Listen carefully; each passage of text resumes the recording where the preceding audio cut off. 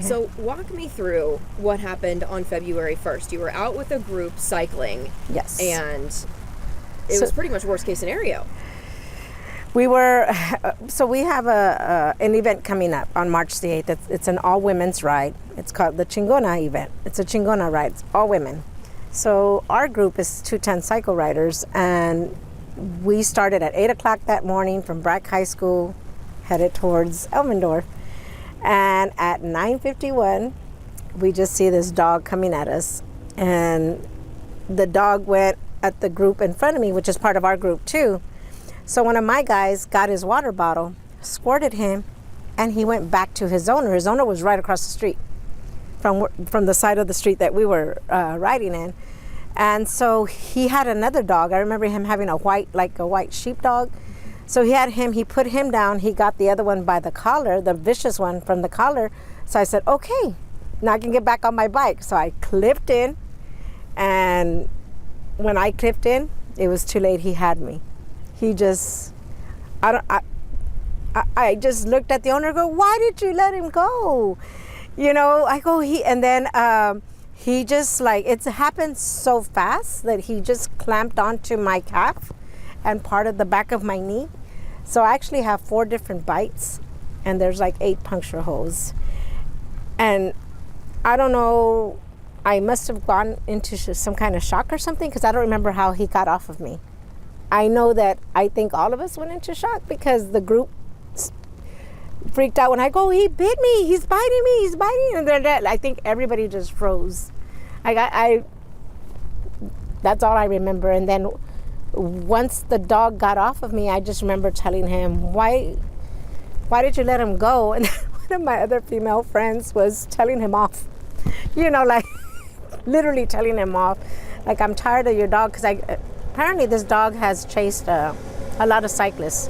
And then one of my other riders got a beautiful video, I shouldn't say beautiful, but he had a body cam on, and it's perfect how he filmed it going after him, but he was able to rush and pass him.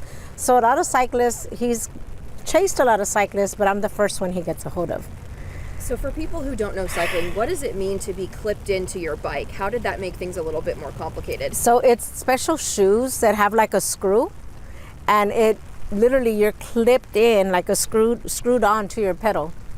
So in order to unclip, you have to really put some force in there.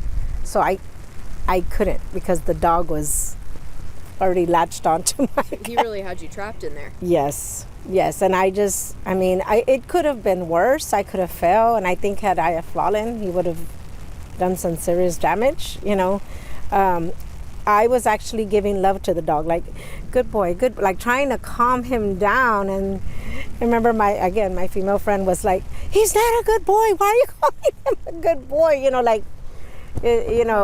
She was so upset, but there was no stopping him. He was already, and I know if I panicked, if I would have tried to take my leg out of his mouth, I think he would have gotten a chunk of me.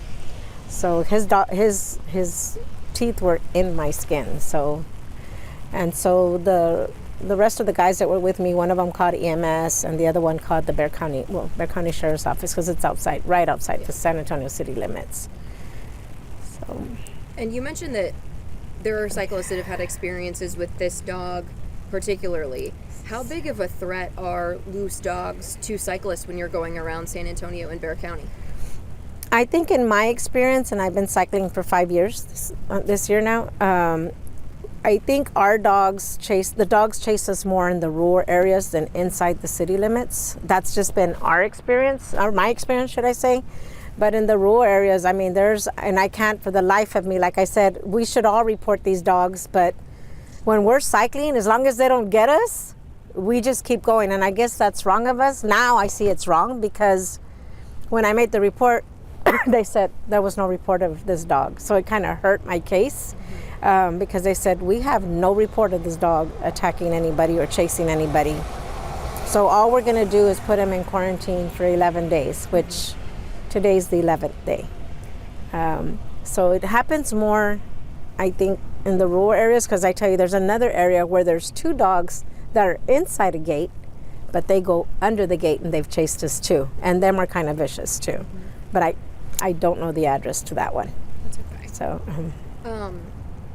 what would your message be to the other cycling groups in San Antonio or people who are riding by themselves about the importance of reporting dogs like that? I think we all need to stop, if we can and we're safe, to make a report of all them dogs, because you don't think about it unless it happens to you. And I'm a perfect example. We've been chased before, but just was never caught. And this time, and I was so upset that I didn't. But I said, no, this dog bit me. The first thing I thought of, it could have been somebody else. It could have been a child. It could have been a mom with an infant. It could have been children getting off a school bus. All kinds of stuff ran through my mind. It could have been a cyclist by herself. I think what upset me, I think the message more is, if you're going to have a dog, you need to be able to restrain it or have control of it, because obviously he had no control. And when I approached him, he said, go ahead, call whoever you're going to call. They're not going to do anything. They've reported, what did he say? He goes, I've tried to get it put down before. They don't do anything to him. And I just looked at him like, well, then you should have him in a safer spot, like inside a fence, a gate, somewhere where he can't get out, But he just said, do whatever you want. Like he was kind of rude, and I don't think anyone's ever approached him or told him anything, because as I posted it on Facebook, more people said, oh yeah, he just stands there. And I was like, oh my God, I didn't even know this. So he's an irresponsible dog owner. The county has told me that when quarantine ends, it's going to be the animal facility that makes a decision about what happens to the dog, whether it's put down. But it is on the table at this time that the dog could be transferred to one of their approved adoption agencies. Do you think that's a dog that should go up for adoption? No, and just so you know, I'm an animal lover, so it hurts me to have a dog put down. But I would hate for this dog to attack or kill somebody, and it's happened. I mean, I think when this dog bit me, I thought of the elderly couple that got killed in the South Side. I never forget that man, and that I remember the police on top of the cars and everything, and I just want it to be safe for us cyclists, and I want dog owners to know that they can't if they're going to get a dog and make it mean, they're going to be held accountable somehow. This guy just didn't care, and I what I do remember is when the dog was biting me, he was just standing there, and I'm like, why isn't he getting his dog off of me? Why isn't he calling him? Why isn't he trying to come across the street and get him? He just stood there, but I think he may have gone into a little shock too with everything. It just happened so quick, so fast, But cyclists definitely, I have mace, but I don't carry it because I don't want to hurt the dogs. And now it's like, now I'm second thinking about that. Like, no, I think I need to carry it. Some people carry firearms, and I was like, no, I wouldn't want to go to that extreme. I'm just like, the water bottle helped with my friend in front of me, but I couldn't get to I couldn't get to my water bottle. I think I froze. Once he got me, I think I just froze. I couldn't move. So it was very terrifying, very scary. I think that's all I've got for you. Is there anything else that you want to add? I just want everybody to be careful. I know I didn't know what you said the owner has surrendered, right? Mm-hmm. Yes. So I think what makes me happy in a way is that now we can, because that's part of the route for that event that's coming up on March the 8th. Right. So at least we have one dog less to worry about, and I think the organizer from the Chingona ride will be happy to know that too. So we didn't know that until you told me. So thank you for letting me know. Of course, I'll keep you updated if I hear anything else too about a decision. Okay. Because that was one of the questions that I had was, is this dog really going to be put up for adoption?